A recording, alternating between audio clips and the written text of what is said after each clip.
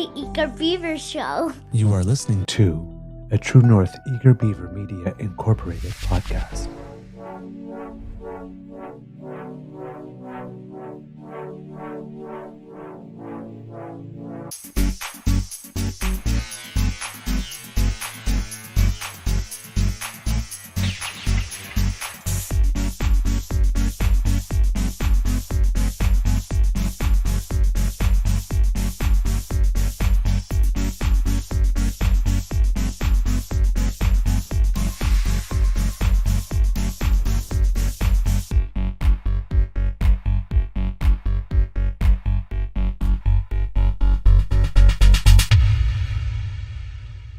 The True North Eager Beaver podcasts are proudly brought to you by our founding sponsors, the Misfit Mysteries from Corvid Moon Publishing, your source for science fiction, fantasy, and cozy mysteries featuring a broad diversity of characters, CanadianTarot.com, your uniquely Canadian online eclectic tarot community, and the Peppermaster, hot pepper sauces made from farm-fresh ingredients to thrill your taste buds and expand your mind.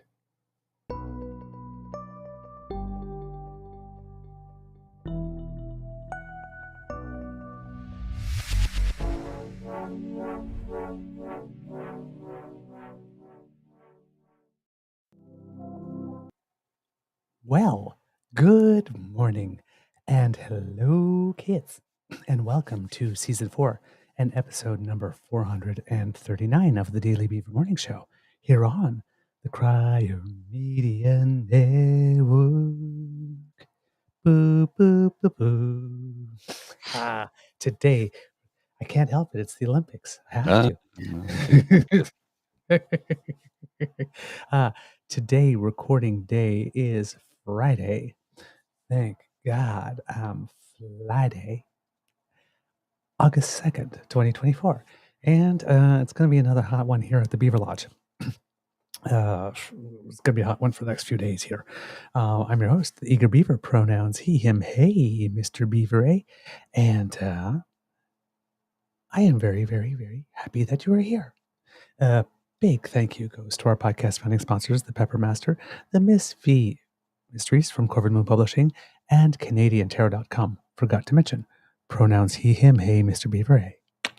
Because I want to particularly mention that because I've been receiving a lot of hello pronouns type of tweets from hello triggered by pronouns people. Yeah. Yes. Got one yesterday on one of the shorts. Somebody wrote in gay, and I responded, "Yeah, your point." Like, what's your point? Yes, I'm always very happy. What's your point? Yeah, exactly. Right. Yeah. You have a problem with happiness? Apparently they do, because they're weird. Weird. Or, as PB likes to say, wacko. Mm-hmm. Yeah. Well, and the weirdness thing is, but it's like telling a gay person, "You're a faggot," is not exactly an insult. It's more like a statement of fact. It's like, you're so gay. Yes. Yes. And the sky is blue and water's wet. And what are you trying to tell us here? I'm waiting for your next. I'm like, what are these days? Like, shit, really? Really? I had no idea. I am. Oh, gee, look what happened to my wrist. Sorry. I don't understand these people like this. And then the other one is like, you're a pedophile. So whenever they turn around and says, "Oh, well, that's great because you're a necrophiliac." Oh, you didn't expect me to zig. What? I just, since we're saying things about people that are absolutely not true. Yeah. At least we hope. Right, necrophiliacs? Well, that's the thing. Is like, if you can say that about me, I can say something far worse about you. I mean, if we're going to just make shit up, right? Well, that's why I'm sitting there. It says, "Oh, I bet you deep French kiss your great grandmother with that tongue." Think about that, because now it's not only necrophiliac, but it's incestuous too. Yeah. It's like, do not try to outbitch a queen. And You're this is just the going to thing. fail. This is the thing that straight people do not. Straight people who are homophobic, for the most part, do not understand. They're like, I'm going to get him. I'm going to call him gay. I'm like, you think this has never happened before? Number one, and number two, oh honey, you have no idea what you've dug And, yourself into. and particularly online, oh, congratulations. This is the 3 billionth time in my life that somebody has called me gay or a pedophile. Seriously. Oh, give you the prize for originality. Yes. It's like the number one cardinal sin on social media is being boring and unoriginal. Mm-hmm. Like, oh yes, the 3 billion and 1th time I see it, it's going to break me. People, it's like, you cannot hurt my feelings unless I open the door and give you permission. Mm-hmm. And you don't have it. So you can say whatever it is you want. It's just, all I'm looking at is, one, it's an interesting look for you. And two, you just make me pity you. The only thing that happens is I feel really, really sorry for you. I just sit there and go, wow, I do not know who damaged you, but you seem to be a very angry person. And I really hope that there's someone close to you that loves you enough to get you to the psychological help that you need. But I feel sorry for you. I often respond to folks like that with the question of who hurt you? And it's a genuine question, like, who hurt you? Who made you this way? Because you weren't born this way. You weren't born hating. Gay was born this way. Yes. Hateful is not born that way. Nobody is born hateful. Hate is taught. Ignorance is taught. Well, ignorance is taught. No, it's not. Hatred is taught. Yeah. Ignorance is bliss. Yeah, exactly. And sometimes I wish I ignored that they existed. Yes. That would be way more blissful. So can we start with the weird? Oh, I want to start with the weird. Shall we start with? Okay, we can start. We'll start with the weird, and then I will indulge you. Then we'll go to summer. Okay, let's start with the weird. So this is where the weird started. I think when was this? Hang on, this was like 2 days ago, July 31st. This is from the leader of the opposition of Canada. Oh yes, Pierre Poilievre. You just blow this up a bit so you can see it a bit better. Sign here to have a prime minister who doesn't admire basic communist dictatorships. How to do communism. Establish a new communist utopia. Rob or kill the successful. Force the rest to work for free. Run out of food. Starve to death. Say it wasn't real communism. And then establish a new communist utopia. Wash, rinse, repeat. Yeah. So here's the thing. And by the way, just so sorry to interrupt you. That's exactly what conservatives do. Like this. Do their campaign.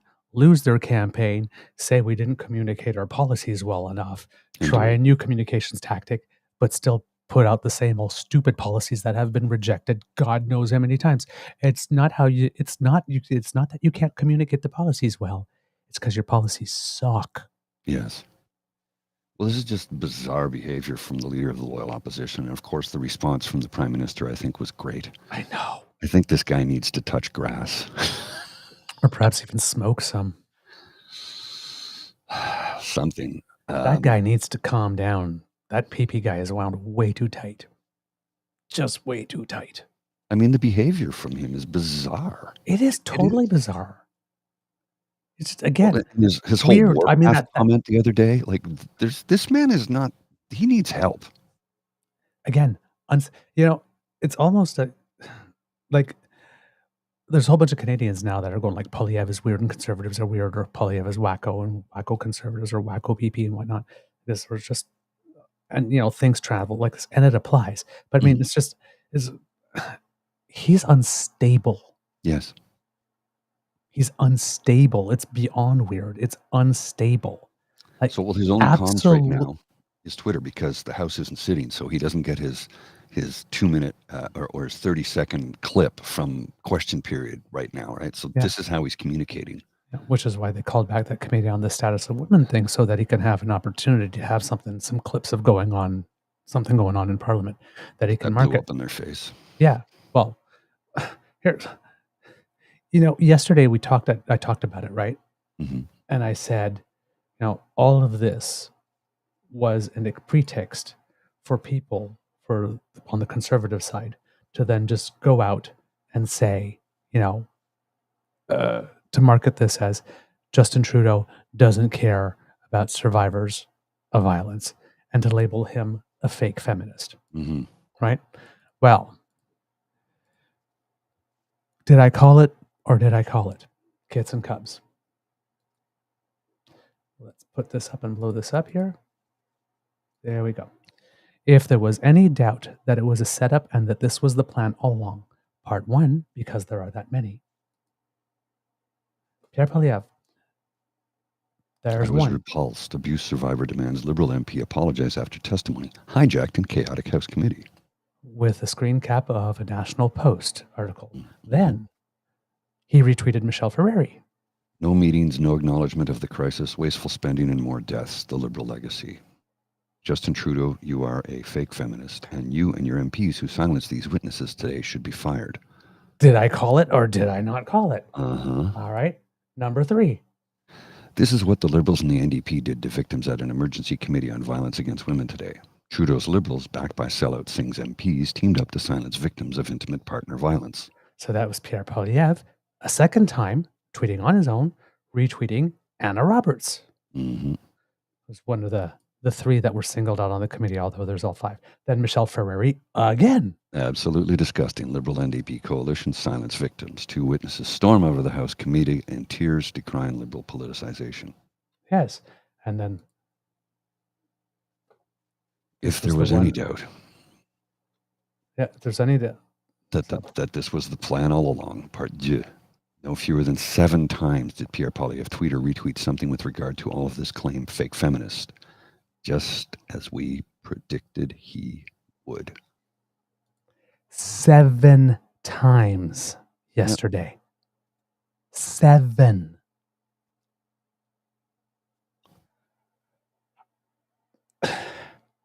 They have a limited amount of moves.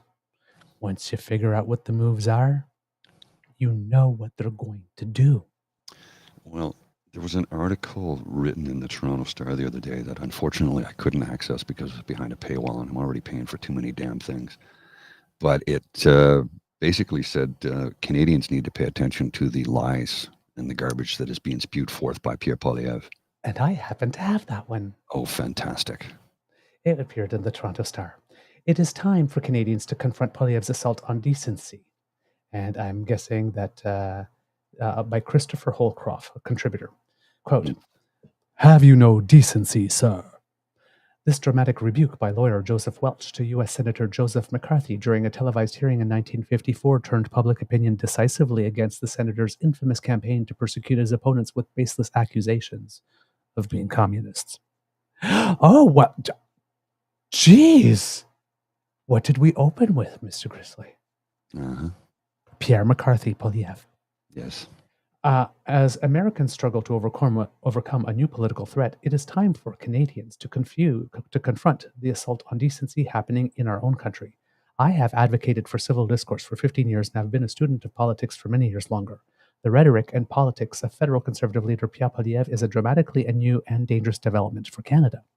After the assassination attempt on U.S. presidential candidate Donald Trump and recent attacks on the prime ministers of Slovakia and Denmark, it's a global thing. Mm-hmm. Poilievre was asked for his reaction to fears political rhetoric is leading to political violence, and I remember seeing the clip of this sitting there, and he was looking like he was annoyed to be asked the question in the first place. No need to tone down. My criticisms of the Prime Minister are entirely reasonable. Really? The Prime Minister's deliberately setting the forest fires. They're responsible for Jasper. He's trying to get your kids hooked on drugs. He's actually releasing a crime wave, intentionally trying to create. Really reasonable. Really, yeah. The dictionary you're using probably needs a little update, my friend. So he asks, are they though? Recently, Poilievre referred to Prime Minister Justin Trudeau, as well as Liberal and New Democratic parties, as, quote, extremists, raving wackos, and lunatics who, quote, detest the working class and have, quote, total disdain for the common people. Poilievre's indifference to the harms of inflammatory speech is irresponsible. Elsewhere in the country, heated language towards politicians has risen to the level of threats of violence. In July, the RCMP announced the arrest of 2 men in June for uttering threats to kill Trudeau, Finance Minister Chrystia Freeland, and federal NDP leader Jagmeet Singh. Notice that no Conservatives are ever on these kill lists. Yeah. Never. While not directly related, words do have consequences. According to a Security and Intelligence Threats to Election Task Force report, extremist narratives have increasingly normalized threats to politicians and have the potential to negatively affect the fabric of Canadian society. And may I point out here, too, that when Poilievre said that his criticisms were entirely reasonable, that was after those arrests. Like, pretty much like the day after whatnot, that's when he was asked about it. So, oh no, there were 2 people were arrested. So not just a casual thing, but like so bad those threats must have been that somebody went to knock on their door and arrested them. And he still says his criticisms are reasonable. Most of his criticisms aren't even fact-based, even less reasonable. Appealing to the menacing and misinformed has been part of Poilievre's political style for years. Consider the misogynist MGTOW tags on his YouTube videos.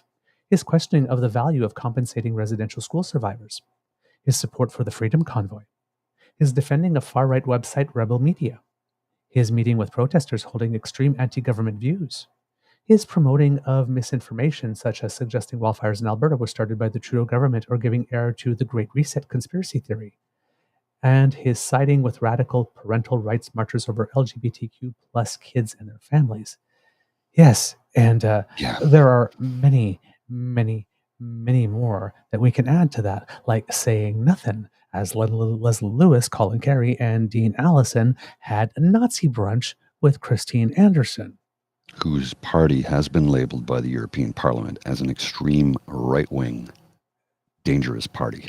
And booted out of the coalition by their fellow far-right colleagues. They were too far-right for the far-right. Yeah. Think about that. Yeah. Jeez. And he's got nothing to say. Oh, also,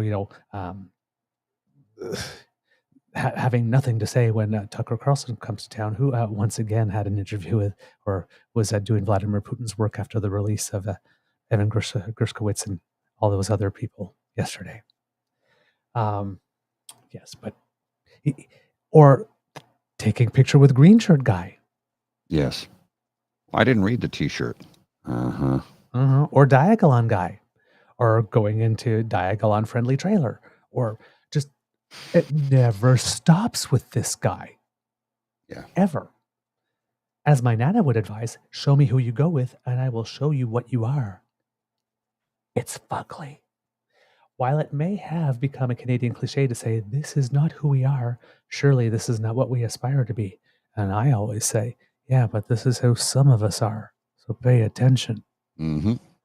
In addition to vilifying political opponents, Poilievre has taken to insulting journalists and attacking private citizens whose professional duties, policy advocacy, or academic research conflict with his own views. Some of Poilievre's messages have resulted in others facing harassment, hate, and even death threats, but nevertheless, he persists. Stochastic terrorism. Yes. Through misrepresentation and mockery, disinformation, and demonization, Poilievre and his allies are affirming a culture of bullying, social, economic, and political that risks overtaking our civic square. There are undeniable parallels with the political situation in the U.S., which is why it is unsurprising, if no less disturbing, that Poilievre is lauded by the likes of Alex Jones, Joe Rogan, and Fox News. And yesterday on the show, we presented a little thing that Poilievre said when he said his thing about the warpath. Whatnot. Mm-hmm. That sounds very much like if you don't fight like hell, you won't have a country anymore. It's going to backfire on him because people, as I've been saying since January, 2024 is the year of the pushback, right? And we are really seeing it south of the border right now with how the Kamala Harris campaign has grown by leaps and bounds and raised tons of money, and people are fully on board with her because they're sick and tired of the lies, the bullshit, the absolute garbage coming out of the extreme right wing. Now, many people will say, and I've heard it from tons, well, she's not much better. Not much better than Trump? What you mean? Oh, yes, she's going to get into bed with corporations and wealthy, just like every leader everywhere on planet Earth does, because that's how politics is done, unfortunately. Mm-hmm. That's just how it's done. I don't like it. But choosing the lesser of two evils, she's a saint. Right. Trump is a demon. Yes, comparatively. And you have a kid, Jillian here going, Joe McCarthy had a young staffer, Roy Cohn, who decades later became Trump's mentor and personal lawyer. Mm-hmm. The through lines continue. And you remember that in Trump's presidency, at one point he asked, where's my Roy Cohn? And poop, Bill Barr appeared. Yeah. By the way, Roy Cohn was a closet gay who picked up HIV and died of AIDS. Oh, I didn't know that. But never admitted he was gay. Oh, yeah. Didn't know that. Oh, yeah. So he was a self-hating gay man. Oh, yeah, self-hating gay.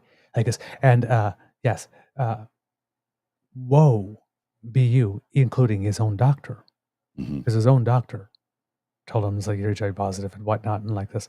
Well, it's like, sir, I'm pretty sure you did not get that from your wife. And it was sort of like, if you are going to make any type of insinuation like this when I leave here, I will ruin you. That was Roy Cohn. Yeah, he's a vindictive, mean. Yeah. Son of a gun. To American essayist Adam Gopnik, who spent his formative years in Montreal, these recent developments are shocking and un-Canadian. These are challenging times for Canada and for democracies around the world. Exploiting people's frustrations and fears will do nothing to make life more affordable, improve access to healthcare, address climate change, or strengthen equality. And keep on saying, none of this puts food on your table. Nope.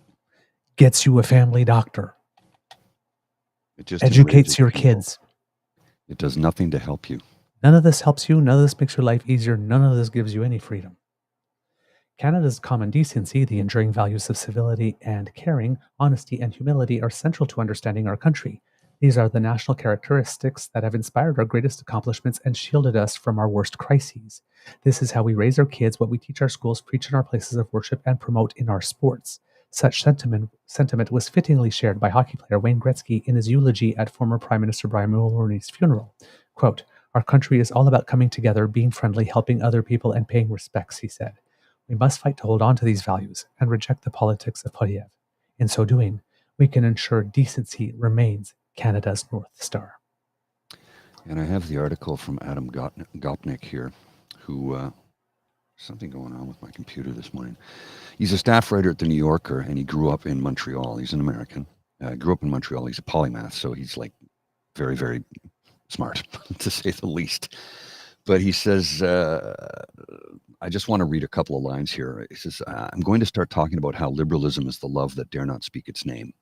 When I'm here in the States and I start talking about liberalism, the host says, don't talk about liberalism. That means Hillary Clinton. Talk about liberal democracy, because that could include Ronald Reagan.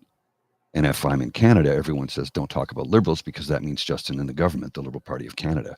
When I'm in the UK, they say, don't talk about liberals, because that's the old dead Liberal Party. And in France, liberals are the bad guys because they are free marketers. If you're called a liberal in France, it means a Thatcherite. So you can use the word anywhere you go, but what I mean by it is, of course, the tradition of liberal democracy is it's been passed on to us through the last 300 or 400 years. What I'm going to try and point out is that liberal democracy, liberalism, rests on two pillars. One is familiar to us. It is free and fair election. God knows they're vital and important, but it's possible to have elections of varying degrees of freedom, as in Russia, Iran, and Hungary, where you don't have recognizable liberal democracy. The other pillar is what we call liberal institutions, open institutions, universities, libraries, parks, podcasts, all the places where free conversations can go on, where we can talk to each other without fear. And he is concerned, as am I, that the leader of the loyal opposition is the antithesis of all of that. Yeah.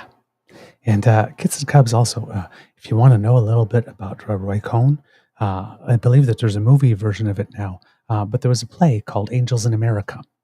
Yes, I've seen There's a part 1 and part 2 of that that came out in 2018. The character of Roy Cohn was played by the great Nathan Lane. Oh, I didn't know that. I've seen the film, but I saw it when it came out. I'm not sure if he plays it in the film.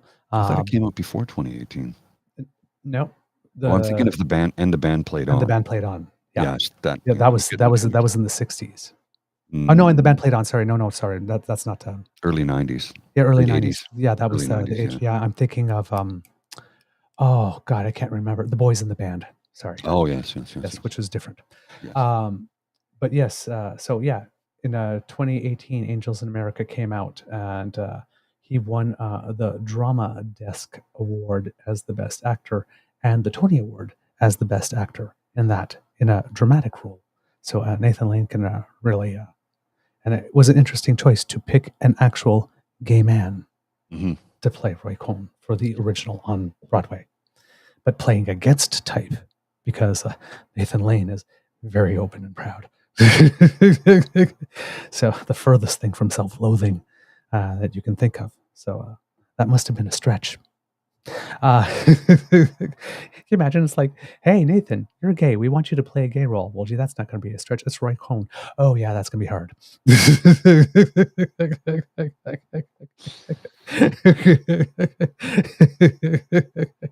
So, yeah, we have how to put it. Then Pierre Poilievre did something really, really, really weird the other day. And remember when we were talking about out in the Middle East, the assassination of a member of Hamas and a member of Hezbollah? They had happened in similar times, two different nations. Israel claimed responsibility for the assassination of Shakur at Hezbollah, but has said nothing about the assassination of Haniyeh. Well, first of all, there was a third assassination, which happened yesterday, which I believe was the military leader of Hamas, and Israel is taking credit for that one. But before the third one happened, Pierre Poilievre did this. Chris Brown of the CBC posted something which was not that far from what we mentioned on the show. Quote, well, if you will read it, Mr. Grizzly. If you could blow that up, please. There we go. Oops. There you go. If you were serious about negotiating a ceasefire, killing the guy on the other side who's negotiating it seems like a deliberate effort to make sure it doesn't happen. And what did Pierre have to say about that? Because it's CBC Chris Brown. CBC is mourning the loss of the leader of Hamas who carried out the biggest massacre of Jews since the Holocaust. Destroy Hamas, defund the CBC. Again, who wrote the tweet? Chris Brown. CBC's Chris Brown. So is that a tweet from the CBC? No, it's from Chris Brown. Who works is for the CBC. Is this an official position of the CBC? I don't believe so. Okay. Now, if you are serious about negotiating a ceasefire, killing the guy on the other side who's negotiating it, it seems like a deliberate effort to make sure it doesn't happen. Does that sound like mourning? No. Not at all. Does it sound like mourning the loss of the leader of Hamas, or mourning, if anything is being mourned, the possibility of having a ceasefire? That would be the only thing that is being mourned, the possibility of a ceasefire, because he does not mourn the loss of the person. He's saying killing the person that's trying to negotiate a ceasefire is not a good idea. So normal people read this and don't think this is mourning. Normal people read this and don't think that this is an official CBC position. Words have meanings. Why can't you master words, PP? Why are you so weird? That's weird. Because that's a general statement that pretty much everyone around the world is making. Oh, yeah. You literally assassinated the person who was considered somewhat moderate, who had channels both ways. I guess, who was core on the team for negotiating the hostage release and the ceasefire. And people are saying, well, gee, and we kind of all know that Netanyahu wants to keep this war going as long as possible because he too, like a certain other person that we know of, wants to keep his ass out of jail. If he actually ends the war and wins the war, then I guess the rest of the nation can get back to regularly scheduled programming, like putting his ass in jail. So I'm just, Mm-hmm. I don't understand this. Words have meanings. But there is not a tragedy. There is nobody's death or misery that this man will not exploit. And seriously, defund Hamas, defund that these things go in the same sentence and the same thought? You know, they'll sit here and scream at the CBC and say, defund the CBC, and then say, why isn't the CBC showing a specific hockey game I want to watch? That happened yesterday too. So, but if you put them together, destroy Hamas, defund the CBC, he's literally put them on equal footing there. CBC is to Canada what Hamas is to Israel, is literally what he is saying here by juxtaposing those two thoughts. And yesterday, on our True North Beaver page on Facebook, after having posted a sort of like recap of things that had happened at the Olympics one day, there is nothing that will bring these weirdo wacko PP stands out of the woodwork like actually posting anything that said CBC is doing a good job. CBC's excellent coverage, CBC that Pierre Poilievre wants to defund, excellent coverage of the Olympics, they lost their minds. Lost their minds. I got stuff about gender. I don't know what the hell the gender ideology, their gender ideology fantasies has to do with CBC's providing good Olympic coverage.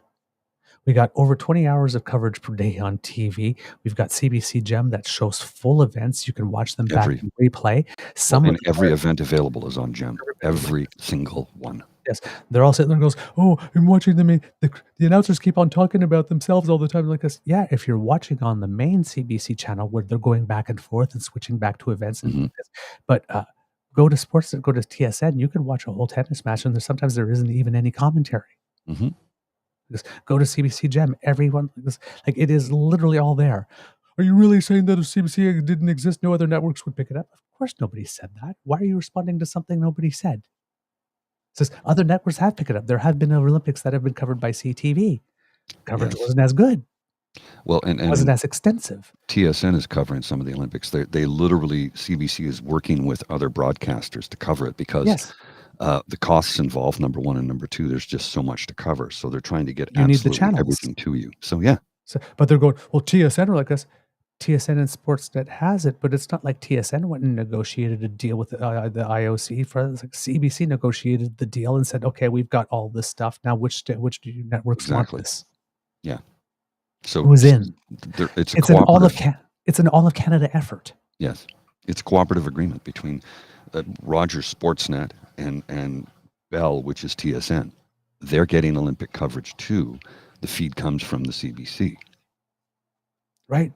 So, I mean, it's just, you have to know where things come from. Defund the Conservative Party of Canada. Seriously. So, but apparently, like I said, try it if you have social media feeds. Things. Just say CBC and something with good job. Or this is what I mean. They lose their minds. We have not had that much engagement on the Facebook page in a year. I didn't go to the Facebook page for 2 days. I went there and it's like there's 137 replies to essentially CBC's providing excellent Olympic coverage. Yeah, the bots come out of the woodwork for that, right? And then they said the coverage is terrible like this. They don't know about CBC Gem. They don't know they don't know it's providing coverage in other languages. They don't know anything. As well. Yes. They don't know anything. No. The ignorant. But they're patriots. They're loud. They're ignorant and they're loud. Yeah. That's it. But they're patriots and they love the country. Yeah. Right? Know nothing about it. Never met it. Never took it out on the date, but they love it. I don't know, man. So, yeah. we have PP being ridiculously weird, and that is not going to stop, sadly. Now,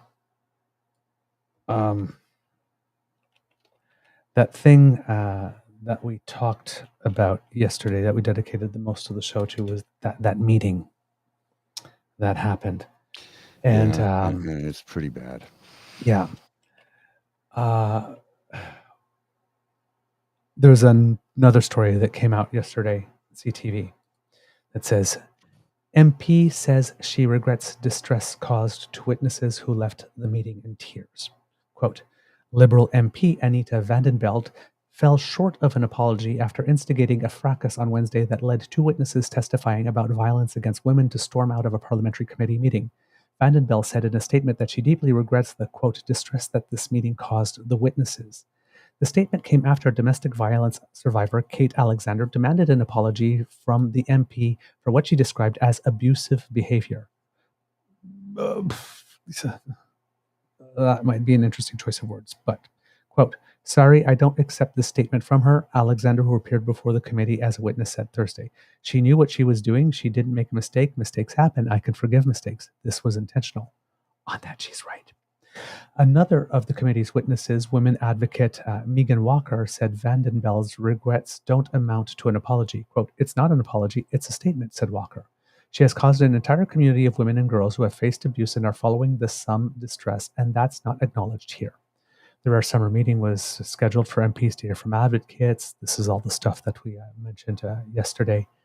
Well, and the witnesses were given very short notice too. Yes, everybody was given short notice, but the witnesses didn't seem to mind about the short notices. Now, this is the thing. This is not a partisan issue. It's not a partisan issue, but we have to understand, because how would I put it here? There's plenty of blame to go around here for bad behavior. Now, the first thing that we have to say is, of the two people that were there, right? Any comment, and I'm trying to parse these things in the right way, attributing to people what belongs to people while still being fair. So when it comes to Megan Walker specifically, pretty much anything that she says about MPs specifically, criticisms particularly of MPs who are not conservatives, has to be taken with a grain of salt. Now, I say this not with regard to her claims as a survivor of abuse. I'm talking about her criticisms specifically of the MPs on the committee, because, as we learned yesterday, she is a multiple-time donor to the Conservative Party of Canada. Mm-hmm. And the Conservative Party of Canada unilaterally called the meeting without consultation or consent from the other members of the committee. Correct. And they unilaterally chose the witnesses without consent from the committee. They even added some witnesses in at the last minute on top of that, but they basically denied the opposition any opportunity to have witnesses of their own. And then they presented some witnesses at the last minute, denying the opposition, I shouldn't say opposition, the other members on the committee, I guess, an opportunity to actually prepare any questions or whatnot, do any research, whatnot, to prepare for those witnesses. So, and again, the event was in part to create the stunt to label liberals as fake feminists and people who don't care about domestic abuse survivors, and to cut into MPs' time to do their constituency work over the summer. So there's all these reasons here. So the fact that these women, these people that had been invited, were set up is entirely the Conservative Party of Canada's fault. It's a political stunt, and you do not host political stunts on the basis of violence against women. It is not a partisan issue. You do not politic with this file. Okay. So the two people here that have made these comments, because were selected by the Conservative Party to be there. Mm-hmm. Right? And nobody else got a say or a vote. So you have to take their comments about the politics of this with a grain of salt, not what they have to say about abuse. They are two separate and distinct things. Megan Walker, as we mentioned yesterday, is also one out of 11 people being sued for allegedly orchestrating or participating in a smear campaign. And I read the article yesterday about what was going on. It's rather ugly. It's very ugly, actually. Quote, Ontario's highest court has ruled that a former London police officer turned city staffer's $4 million lawsuit against his ex-wife and two women's advocacy groups and their former directors will be allowed to proceed. In a decision released Thursday, a panel of Ontario Court of Appeal justices overturned a Superior Court ruling to dismiss the lawsuit on the grounds that its filing was done to censor the defendants. The lawsuit filed by Marcel Marcelin in 2020 alleged Megan Walker, the former head of the London Abused Women's Centre, and Kate Wiggins, the former head of ANOVA, engaged in a smear campaign against him during a custody battle with his ex-wife, who was also named as a respondent in the appeal along with ANOVA and the London Abused Women's Centre. Marcelin alleged Walker and Wiggins used their influence to intimidate and bully him into giving up his rights by ending his family law claims, quote, or else face dire personal and professional consequences. The claim alleges he was dismissed from the City of London, where he headed the UN Safe Cities project as a result. Walker and Wiggins have denied the allegations. The statement of claim and statements of defense contain allegations not yet proven in court. The lawsuit was dismissed in October 2020 by Superior Court Justice Spencer Nicholson, who found the action vindictive and vengeful, stating that it had been brought to silence the moving parties and could cause a chilling effect on victims' abuse. Nicholson ruled in favor of a motion from the women's groups that the claim was a strategic lawsuit against public participation, or a slap suit, filed to censor critics by burdening them with an expensive and time-consuming legal battle. However, he wrote, Walker and Wiggins had tried to interfere in Marcelin's custody dispute while advocating for his ex-wife, including by telling his supervisor, Martin Hayward, that he had been accused of domestic violence and asking that he persuade Marcelin to drop his family law proceeding. Again, not proved in court, but these are some pretty... Yeah. This is, if true and proven in court, this is behavior that is just disgusting. Oh, yeah. Yeah. All right. So that's sort of what's going on there. So take the political stuff. That's one part. With all of that said, MP Anita Vandenbelt did objectively screw up. And yes, for those who hate watch us, I'm about to criticize liberals. Imagine that. She screwed up by using this moment to try to resolve a process issue and change the subject of the meeting. We didn't have time to prepare for this, so could we discuss this other thing that we were discussing before we recessed for the summer instead? While the witnesses had showed up, and they were there.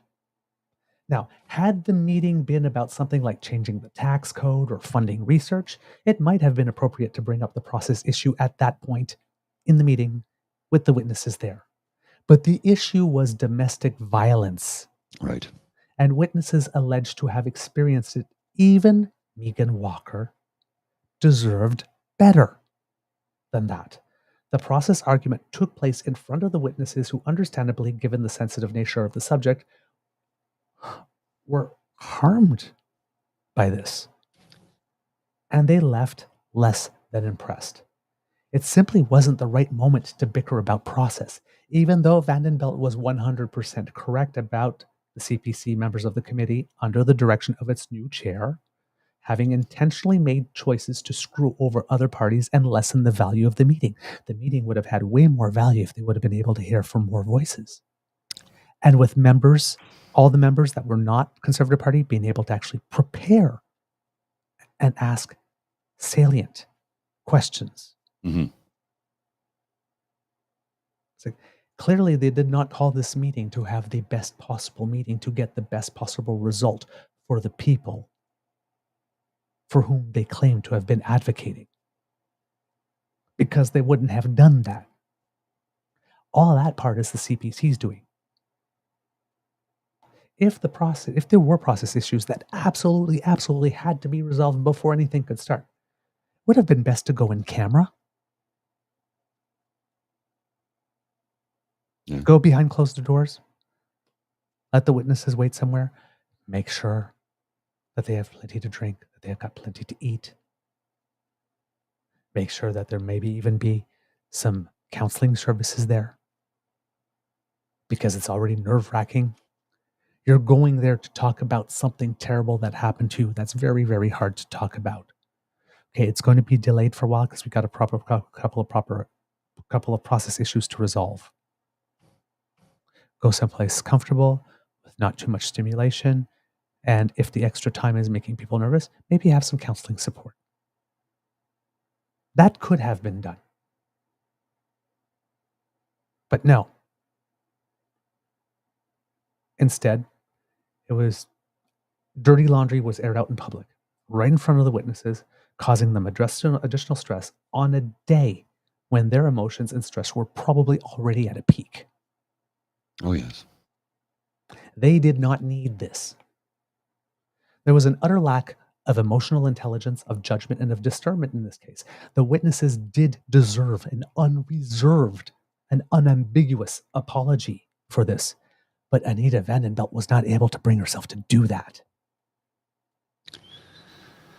As she was expressing regret, she was not able to say, "I'm sorry, I picked the wrong moment."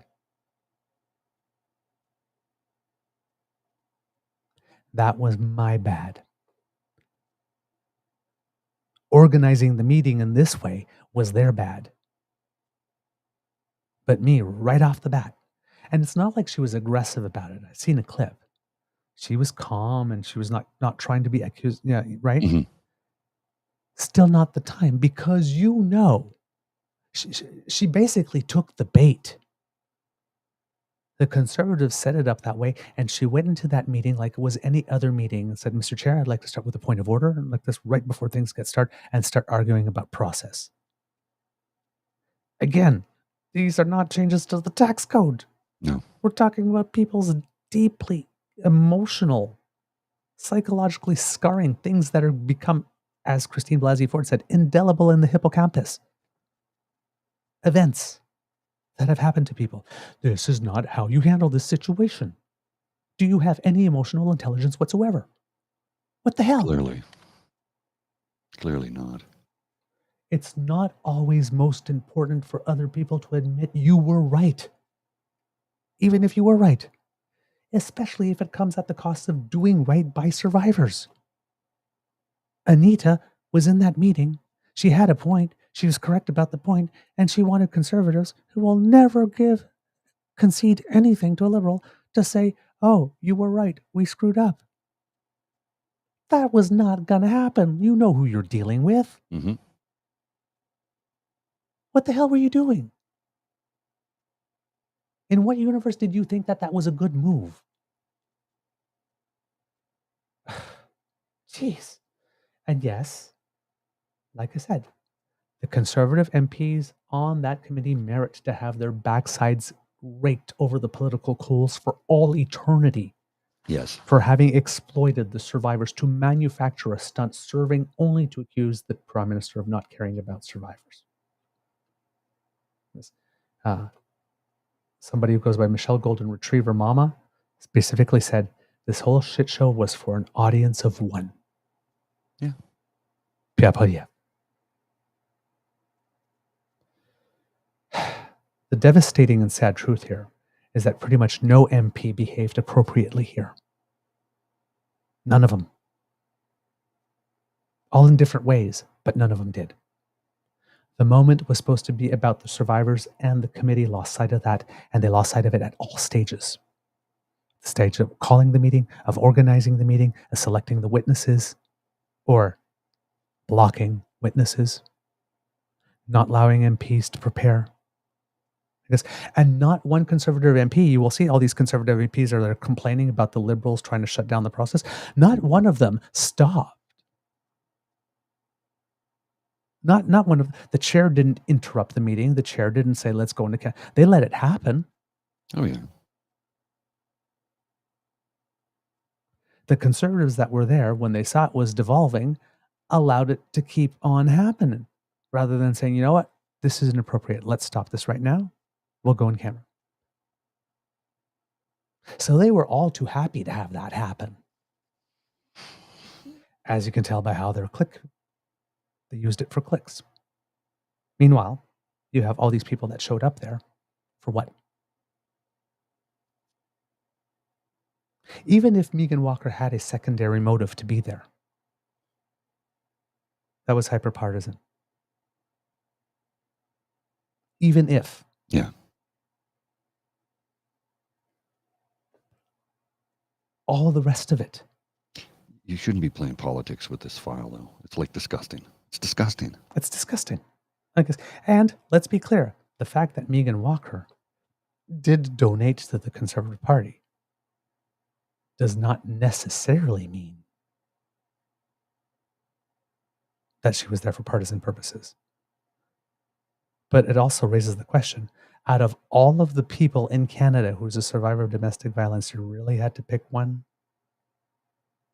as a 3-time donor to the party as you are blocking other people, really? And you thought that was going to, really?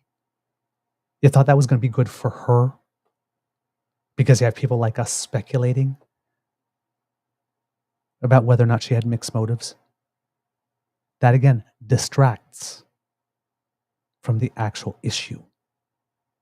That you claim that you were there to try and improve.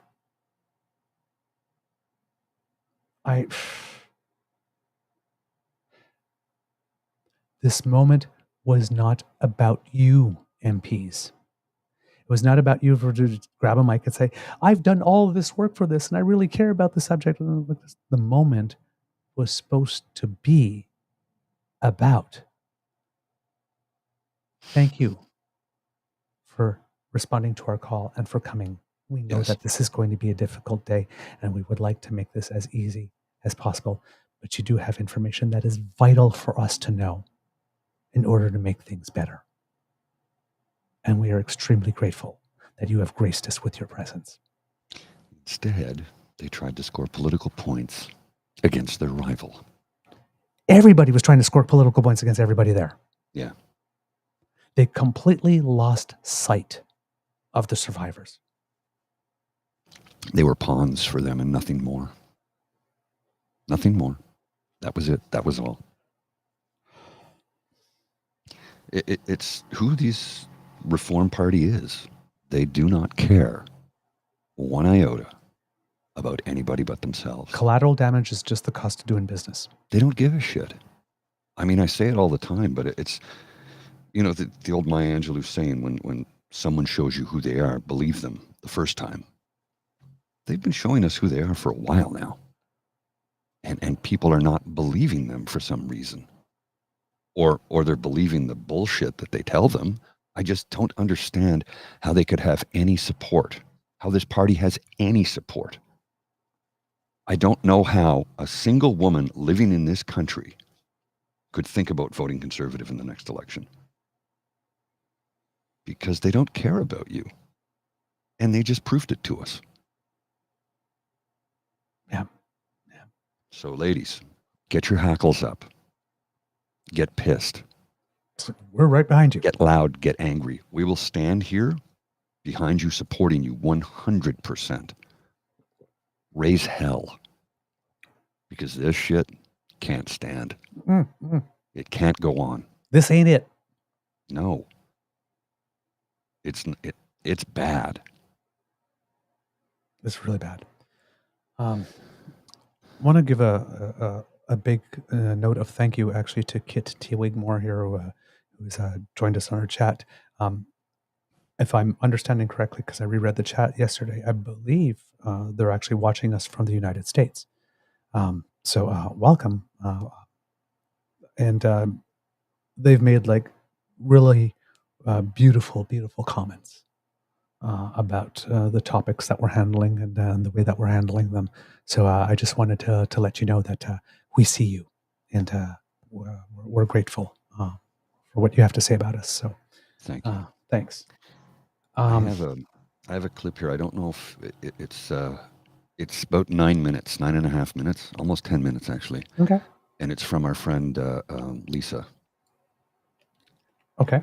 And it's about what we've just discussed. Okay. Do you want to? We can have a look at it. Yeah, it's Lisa. Just play. It's Lisa. You know, it's going to be quality from beginning to end. So just play. I like to double check. It's a long one, but that's just good because I need a couple of minutes to take care of something here. This particular subject requires, because there are so much little delicacies and little intricacies, and it's very easy. This is the reason why I've taken so much time to really try and separate what I'm talking about, the MPs, and talking about the abuse specifically, as two separate things, because the last thing you want is for somebody to say, oh, you just like put it all in one basket. No. This one is complicated because a lot of people did bad things, but they did different bad things and for different reasons. All right. Okay, let's have a look at this. This is a few minutes. It's about 9 minutes and 49 seconds of Lisa just delivering it in the way that she does that we love so much. We need to take some time to unpack all of this. Unpack all of this. All of this. And I'm going to need you to bear with me, because this is what the media has picked up on. And it's a sensational story, don't get me wrong. But is it a true representation of what happened yesterday? I say no. Now, did people get upset and walk out? Absolutely. But we're going to unpack all of that. So the Committee on the Status of Women had an emergency meeting yesterday, wherein the meeting was called in very short notice. For some. For others, I'm sure they'd been planning this for quite some time. Planning it so much so that they had witnesses that they were bringing to speak to the issue. And the issue was intimate partner violence. However, in calling the meeting, the courtesy was not extended to other people on the committee so that they could prepare and in turn potentially bring their own witnesses to speak to the very same issue. But all that we're hearing about is that voices were silenced, because that's what gets the headline, the soundbite, the rage. But did people watch it? Did you watch the hour plus of the committee? I did. Now, Michelle Ferreri indicated that this emergency meeting was called because there's a crisis and policy needs to be reviewed. It is a crisis. It's not a new crisis, but it is a crisis. And so the Conservative Party of Canada brought 3 witnesses, all to speak on their experience, their knowledge and understanding, but not one of them really spoke to the solution. It was just that it's not working. Now, I'm not going to say the witnesses were skewed to the Conservative side, because I believe in the heart of hearts, they really want something better for everybody. But again, there was no opportunity for any other party to bring their own witnesses. Now, the deputy police chief certainly did start off talking about intimate partner violence, and then drifted off into carjackings and home invasions and bail reform. No solution, just bail reform. Now, just so that people are aware, there was bail reform in 2019, and then there was bail reform earlier this year. Now, the whole premise of whether someone gets bail or doesn't get bail is based on a variety of things. Past convictions, risk to the public. But this amendment added reversed onus. It increased the reversed onus, which although an individual is innocent until proven guilty, and that applies for everybody. That's why people like Pat King got bail initially. But the reverse onus looks at a bunch of different things, which would ultimately support the denial of bail. Now, all 3 witnesses talked a lot about the criminal justice system, how the accused seem to have free reign, how some court cases get tossed out, and how some get stayed. Now, in situations where court cases get stayed, it's not because the person is innocent, it's because there's not enough information to be able to provide a conviction. So the Crown will stay the matter. It can be reopened if there's more evidence that comes forward. But in terms of cases being thrown out, 9.98% of time, it's because there's not enough staff to pursue the cases. Not enough Crown, not enough administrative support. And guess whose fault that is? The provinces. Guess who administrates the bail? The provinces. And when these bail reforms happened, they were done in consultation with the provinces. But let's get back to yesterday's meeting, because we know the Conservative Party of Canada never does anything without an agenda. Now, I believe, and it's only my opinion, that this was a setup by the Conservative Party of Canada, and the collateral damage were the witnesses. Now, I don't know what the witnesses were told about attending the committee meeting. I don't know what promises they were given. I don't know if they were schooled in committee procedure. But if you tell somebody you're going to have an opportunity to come and speak your truth and everybody's going to hear you and they're finally going to care, and you potentially set them up for failure, of course they're going to get mad and turn their backs on the committee and then walk out. Now, what happened yesterday in this committee is a fucking embarrassment, but not for the reason you think. I think the whole premise of the committee meeting yesterday was destined to fail. And then the actual behaviors within the committee yesterday were fucking embarrassing. So I'm going to play you some clips, because if you haven't watched it, you need to understand that the headline doesn't explain the entire meeting and is actually manipulating the trauma and experiences of the witnesses for a political agenda. Because everybody sitting on the Committee of the Status of Women care about intimate partner violence. But a lot of good points were raised in the meeting, not from the Conservatives, so just take a look. I want to reassure you, both of you, but especially Kate, because you said that you don't believe that any of us care. And I want to reassure you very much that all of us on this committee care very deeply. It's why we've done so many studies on intimate partner violence. We've had testimony like yours that is very difficult to hear, but has been very, very important to put recommendations. And we believe you, and we believe others like you.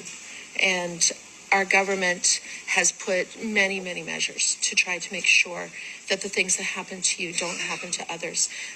Numerous bills, Bill C-51 on amending sexual assault laws, C-75 on bail reforms, C-48 now that targets repeat offenders of intimate partner violence, C-28 on intoxication not being used as a defense, C-63 on online harms. We have a national action plan on gender-based violence that has been signed by all the provinces. And we've put $539 million in budget 2022 behind that, something that the Conservatives actually voted against. So I want to start everything that I say by saying that if anyone tries to say that there's anyone in this room who doesn't care about this issue, I think that they are playing partisan games, because people in this room have spent our lives fighting on this issue, listening to that kind of testimony, and I just want to reassure you of that. That's Anita Vandenbeld, the Liberal MP that's being vilified by the Conservatives for dismissing victims of intimate partner violence. But that's not really how it played out in the meeting now, is it? Now, one of the witnesses stood up with their passport and said that they were embarrassed of their Canadian passport because they're not safe in Canada. They live in the US now. This is in no way to take away from the trauma that this person went through or the experiences that the other witnesses brought to the table. It was just done in the wrong way. And it was done in the wrong way because of Conservatives.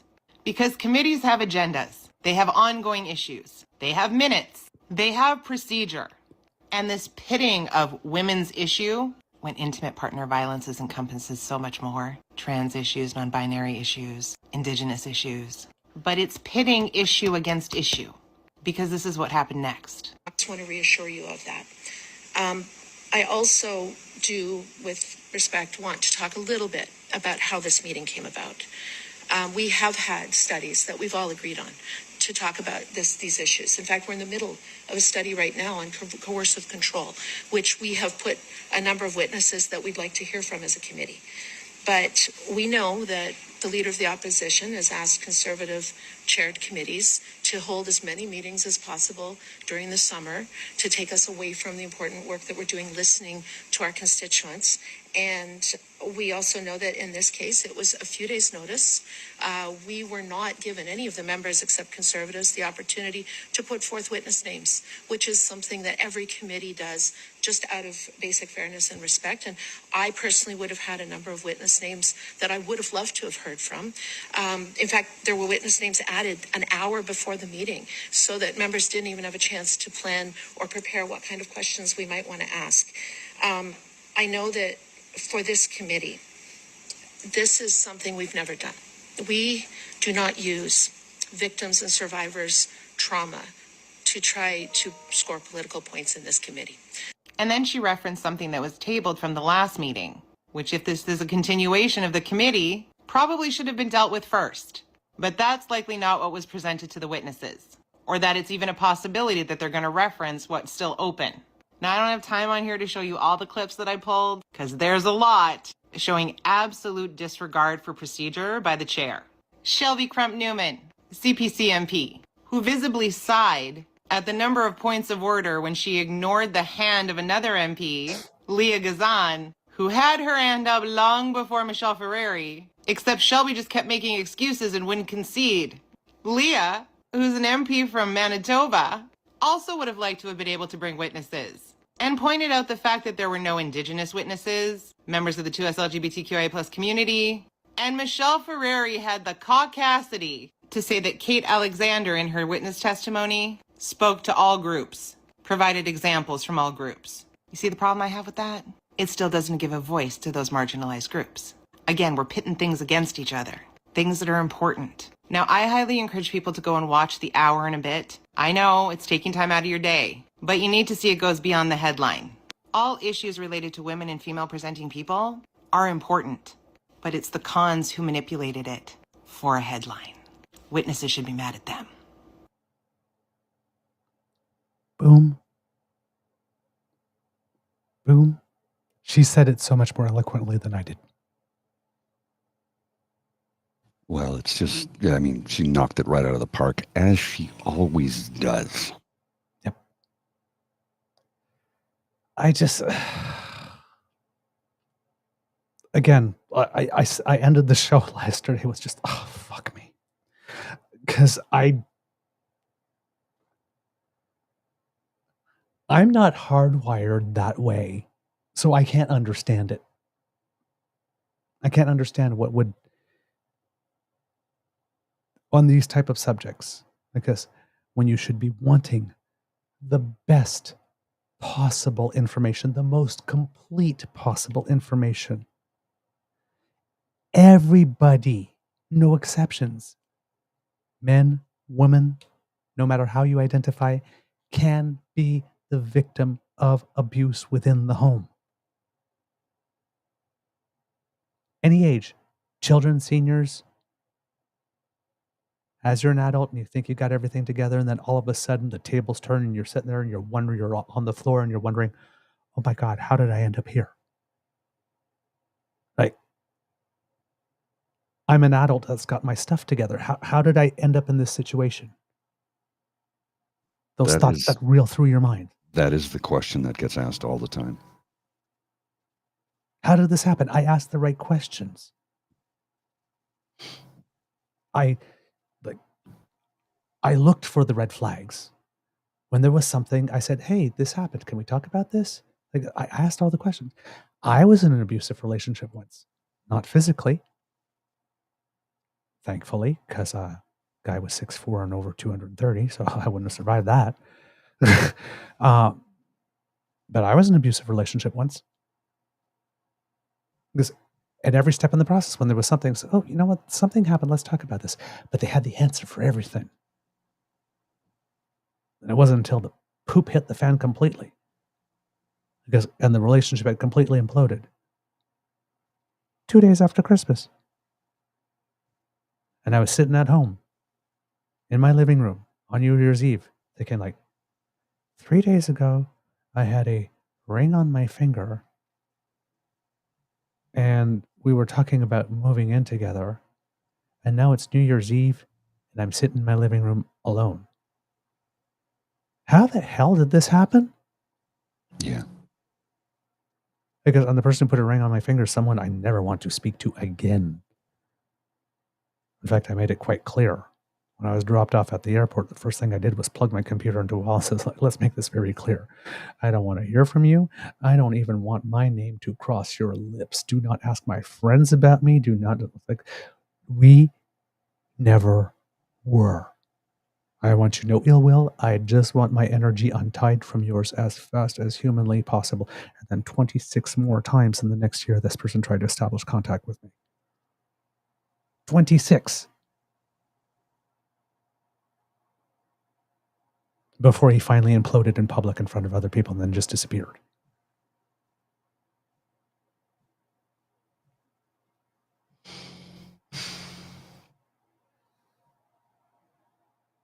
I know I wasn't hit, but that feeling of like I was honest all throughout. I did the right things. I learned from the mistakes that I made in my past relationships. I applied those.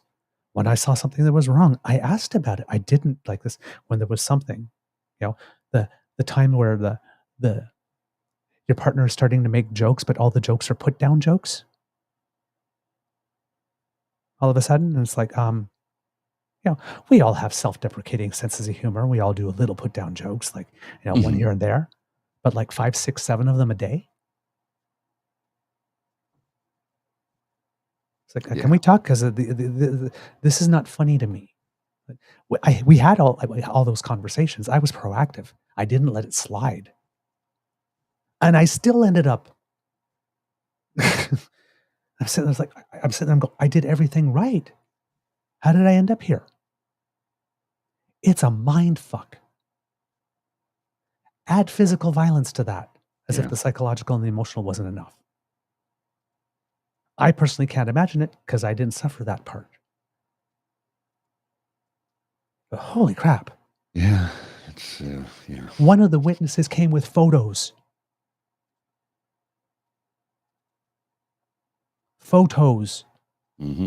The abuse physically was that bad that they had photos. And what did they do? The conservatives played politics with this. These are not good people. I'm going to have to say this. They all play politics, but they all play politics. But this is not a file that you play politics with. You don't try and score political points on this file. You are supposed to work together in bipartisanship to make it better for every woman in this country. Yesterday was damaging. Yesterday was a black eye. It's just, the amount of disgust I have for these folks right now, it's off the charts. It literally, I can't begin to tell you how angry, upset, and disgusted I am at this kind of behavior. This is not how you do this. This is not how you do this. You do not play games with people's lives. And that's what they did. And they did it with wanton disregard for the thoughts, feelings, emotions, expressions that these women have felt and are feeling and are going through. They belittled them and knocked them down to nothing. They treated them as political pawns in a game of chess so they could score a few political points and get some headlines out of it. And what did we say? And what did they do? 7 times. 7 times Poilievre and his minions made hay of this. This is not a file you make political hay from. And just so you know, those are only the 7 times, 7 things that PP either posted himself or retweeted himself.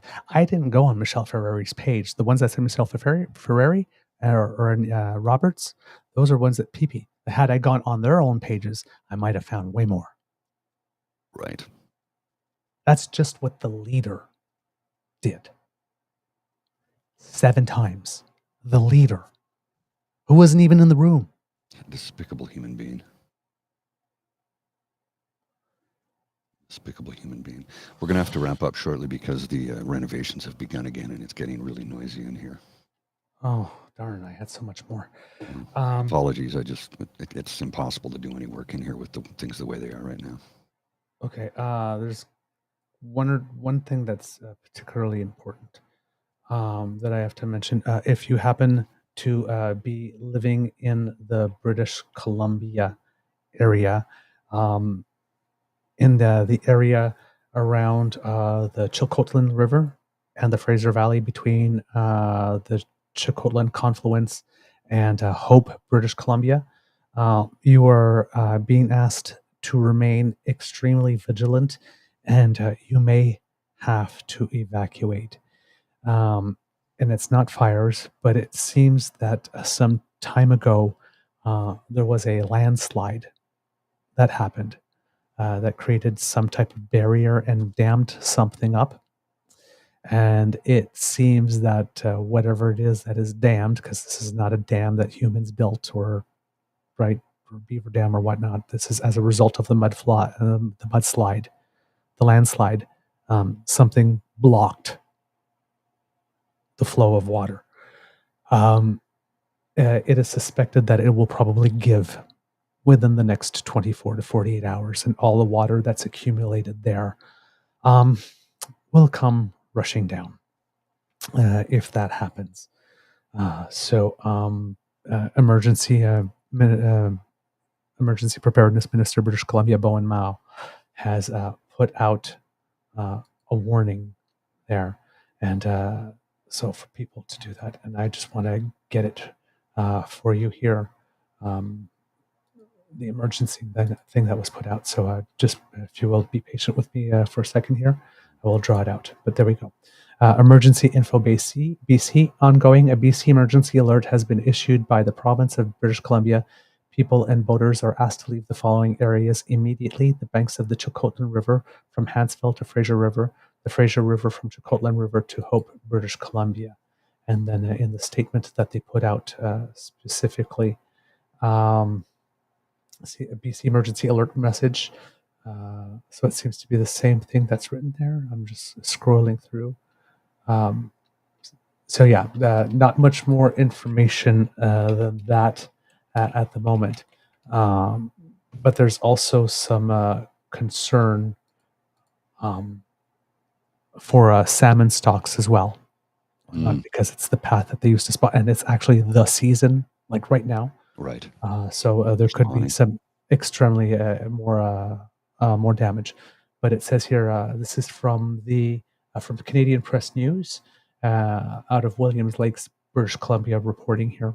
A landslide of debris piled 30 meters high and 600 meters long has dammed the Chilcotin River in British Columbia's central interior, creating a lake that officials say could give way. They say the sudden rush of water could set off dozens of evacuation orders and alerts downstream. Margot Wagner, chair of the Caribou Regional District, said Thursday that the water building up behind the slide south of City of Williams Lake could reach a level where it will start flowing over the debris, or it will erode the material, setting off a release. And there's a map here included in this. I will put it up for a second here, Mr. Grizzly, so that people can see where it is that we're talking about. So right in this area here, all right? The article goes on, quote, as the water continues to flow and builds up behind that landslide, the pressure increases, but we do not have a definitive time of when that will let go, she told a media briefing. Officials have estimated a release could come Friday or Saturday. Wagner said the riverbed below the slide is dry and officials aren't certain about the potential downstream impacts when the dam is breached. But she said it's clear there would be a mass of water coming down the Chilcotin, which flows south into the Fraser River. We don't know exactly when this landslide is going to give way. We are hearing that it's expected between 24 to 48 hours. And that was there a time on this one? No, so I can't tell how many hours ago this was. The slide is massive, Wagner added. Wagner said they aren't aware of any injuries except to one man who broke his leg while he was running away from the slide, which struck late Tuesday or early Wednesday. The nearby Chilcotin National Government declared that's Indigenous National Government in this case, declared a state of local emergency Thursday and warned people to stay away from the river. The statement said, quote, the situation is changing rapidly with many unknowns and flooding has the potential to threaten bridges to two communities.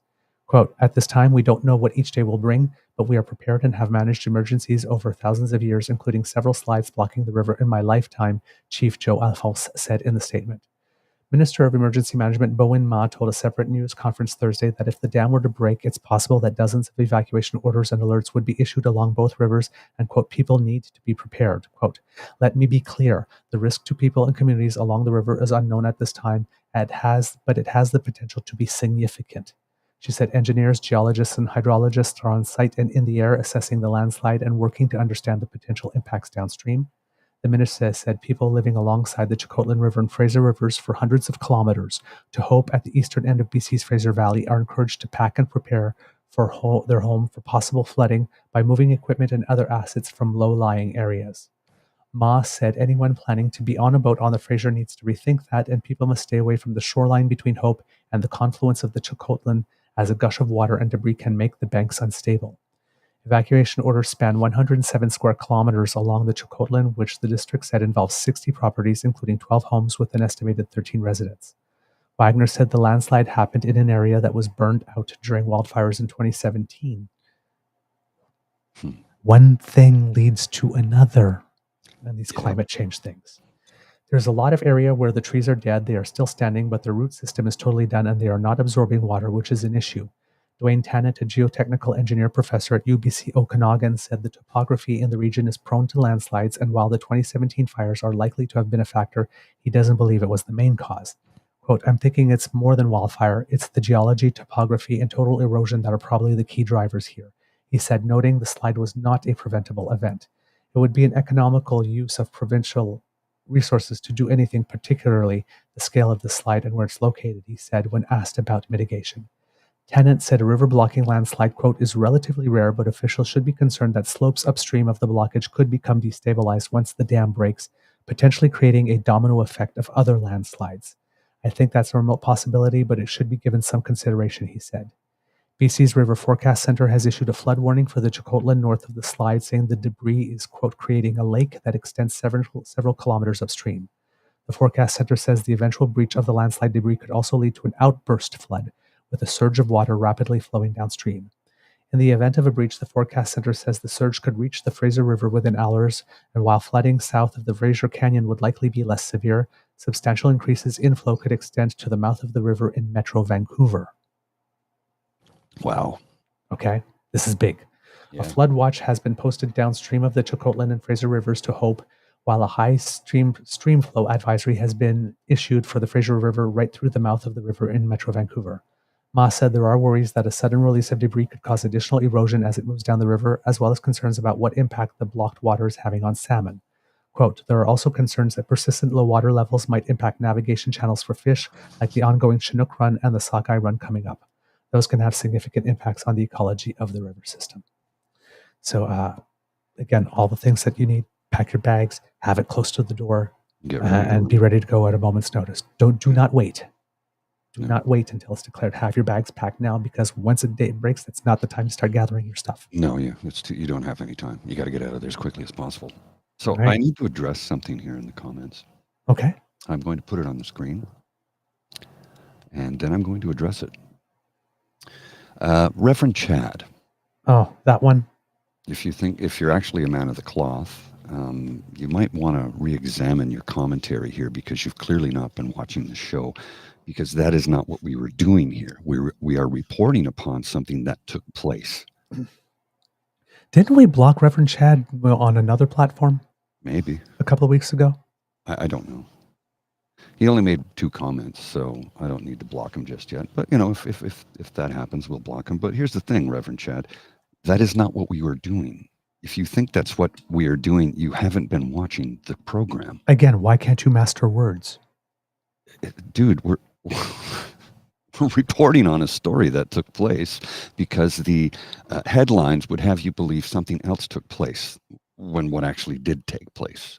We're trying to tell you the story behind the headline to reveal the fact that the headline is bullshit.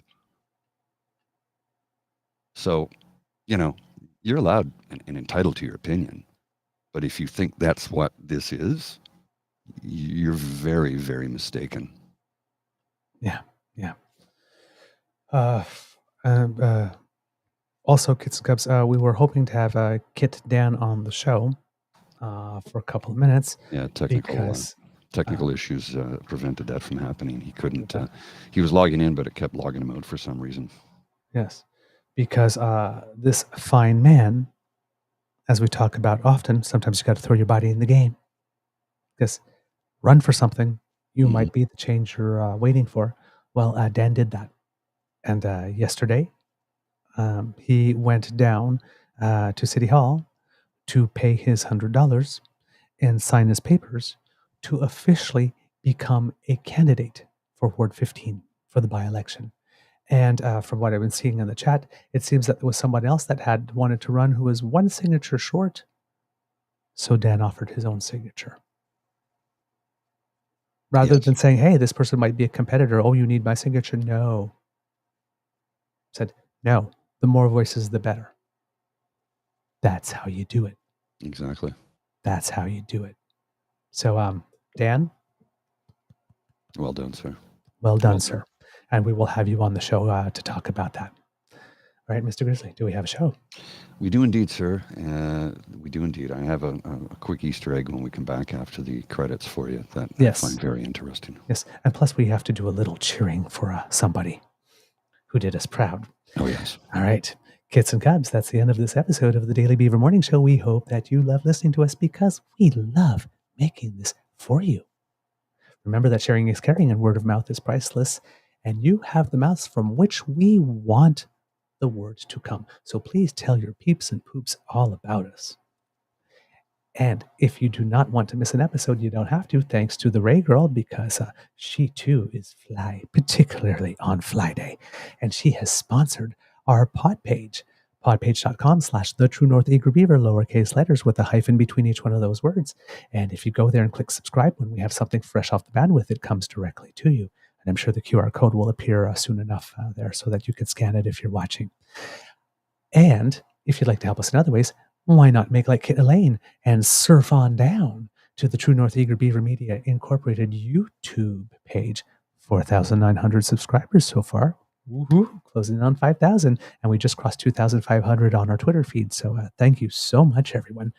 And if you do that, you have 3 buttons there. One's called like, one's called share, one's called subscribe. Lick them, click them, flick them. Whatever you do with them, it makes us happy. So long as you activate them somehow. Because if you just walk by them, then you make the little baby Jesus cry.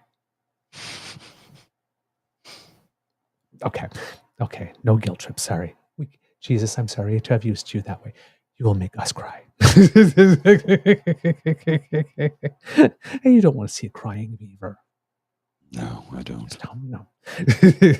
So click those like, share, and subscribe buttons. And if you would like to help us in yet other ways, the QR code by Mr. Grizzly's Head brings you to our coffee page and our tip jar. So if you'd like to encourage us to do some more because you like the show, and it does cost us some money. And thank you so much to the 2 people who did yesterday. We will give you a more proper shout out in the upcoming shows. But if you would like to go there, coffee, ko-fi.com/eagerbeaver, lowercase letters, all in one word. And if you go there and leave us a little something, you earn our gratitude. And plus, your sex appeal goes up 37.2%. We tested it in our labs. It's true. It's science. And that extra 0.2% just puts you right over the top. Makes all the difference. All the difference. It Yeah. does. Okay. Because democracy is something that you do. Hey, why not make like Dan? If you've got something going on in your area and you think, this sucks. Somebody should really do something about that. Hey, maybe that's you. Consider running for something. You never know. Could work out. Kids and cubs. Could be a tough world out there. So please be kind to and gentle with yourself. Mr. Grizzly, do you have some words of wisdom? Please. Yeah. In this bizarre time that we're currently living in, the thing that I've been working on lately, and I think I've been mostly successful, is reining in my anger and using it in a constructive form rather than spewing hate back at hate. So what I'm trying to say is, when you encounter somebody giving you hatred, try and find a positive way to influence them, and at the same time politely putting them in their place. It's not easy. And it's something that I'm working on, and I'm slowly getting better at it. But instead of telling an individual to choke on my member, I've decided that instead I will address them as a human being and try and have some sort of dialogue with them, because I think that's a better way to do it, because it's constructive that way. And maybe I can bring them around. Maybe I can inform somebody. Maybe I can help somebody, for want of a better phrase, see the light. Because oftentimes people are sitting in their echo chamber of hate and rage and don't recognize it. And remember, it doesn't start off with white hoods and jackboots. It gets worked up to it. It gets groomed towards that. So let's try and groom people out of that.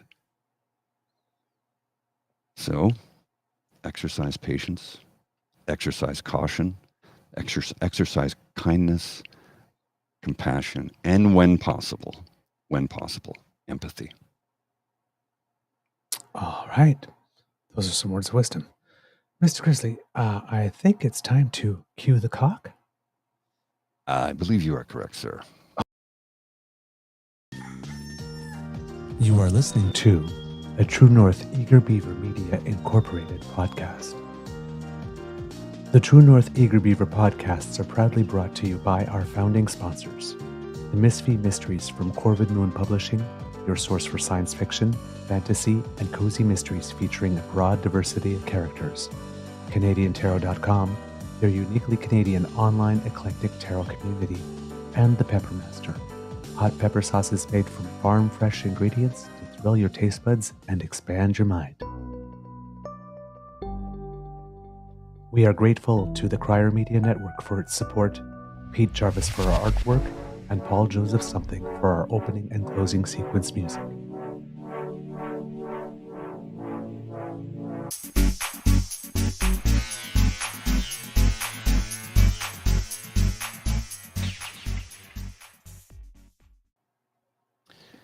So I have a quick Easter egg for you, and it's a two-parter.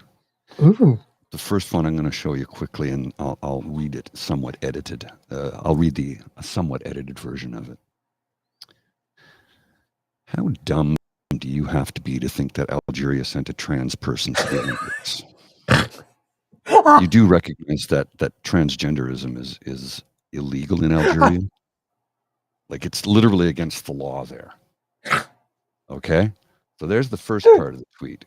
Here comes the second. And this one is good. Because it sums it up. For all the people I've seen online going, why is a man fighting in boxing? Well, here's the thing.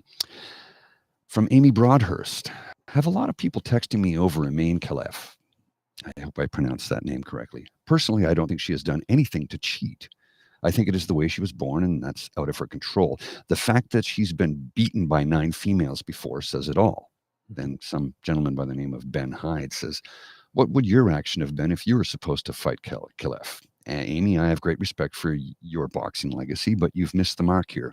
Agree the way you're born is out of your control, but it's a clear advantage and shouldn't be allowed. Mm-mm. Amy Broadhurst did fight Emain Khalef in the 2022 World Championship final. She won. Uh-huh. And here's the thing, right? It's an advantage and shouldn't... Okay, now do Michael Phelps. Yeah. Yeah. He literally has a body built to do what he did. Built that was freakishly so. Yeah. But, oh, well, wait a minute. The average person has a wingspan this much. His is too much. No, he can't be allowed to compete because in 1999, we had the people are talking about Amélie Mauresmo, the tennis player from France. Mm-hmm. Solid. Big shoulders. Yeah. She plays like a man. She looks like a man. Here's the best part. Check this out. As soon as you say it, look what happens. Look what comes up in my feed like 2 seconds later. This is from yesterday, but 2 seconds later, this came up in my feed. In terms of Emain Khalef having a biological advantage, let's discuss Michael Phelps. Phelps has double-jointed elbows and knees, a hyperextended thorax, 50% lactic acid production than the average competitor, and yet no one ever said he had a biological advantage.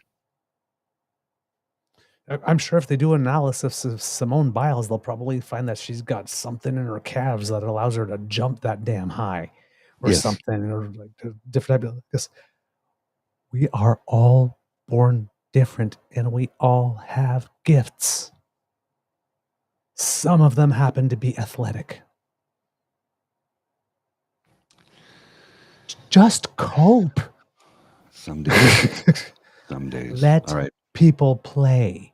Mr. Grizzly, I saw a couple of people in the chat saying, can Mr. Beaver continue on Zone somewhere? Would you object to that if I started another one, or should we just start till Monday? Well, I mean, if you want to carry on with this, but I have to come back to end it later. Oh. And I've got other things I got to be doing right now. No, so. I would just start another feed. Oh, if you want to start another feed, go by all means, go ahead. It's too noisy here right now with the construction taking place in the building. Yeah. I wanted to record some jazz podcasts this week because I have the time, but I can't. It's just too noisy. And when the end of the day rolls around, okay, I can do it then. But the energy you want, need, and desire, but at 6 p.m. it's not there, man. All right. It's not there. So if you want to go ahead, yeah, you can. You know how to log in to you've got producer credits, so you can log in and do something if you want. All right, Kits and Cubs. Give me about 10 minutes time to top up my water, and I'll come back and I'll do a tiny bit more. All right. That's right, because I got to go with other topics. All right. I'll see you later. Bye everyone.